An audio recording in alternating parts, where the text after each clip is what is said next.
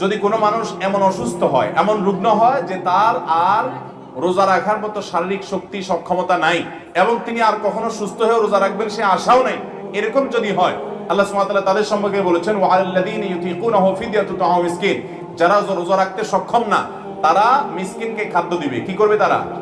প্রতিটা রোজার জন্য একজন মিসকিনকে খাবার দিবে, পুরো দিনের খাবার দিবে এবং 30 দিনের জন্য 30 জন মিসকিনকে বা একজন মিসকিনকে 30 দিনে খাবার দিবে, তাদের পুরো মাসে রোজা রাখার দায়িত্ব আদায় হয়ে যাবে। আর যদি এমন অসুস্থতা হয় যে অসুস্থতাটা একসময় ভালো হবে সে আশা আছে, তাহলে সেক্ষেত্রে তিনি যখন সুস্থ হবেন তখন সেগুলো কাজা রেখে দিবেন। তার সম্পর্কে আয়াত হলো আল্লাহ তাআলা বলেছেন যে ইন কুনতুম মারিদান আও আলা সাফারিন ফাইদাতুম মিন আইয়ামিন উখরা, যদি তোমরা অসুস্থ হও বা সফরে থাকো তাহলে ওই সময় অসুস্থতার কারণে রাখতে পারলা না। অসুস্থ মানে এমন অসুস্থতা যে রোজা রাখলে তুমি মারা যাবে, অঙ্গহানি হবে, ভয়ঙ্কর অসুবিধা হবে, অসহনীয় কষ্ট হয়, তাহলে রোজা না রেখে অন্য সময় রাখলেও চলবে।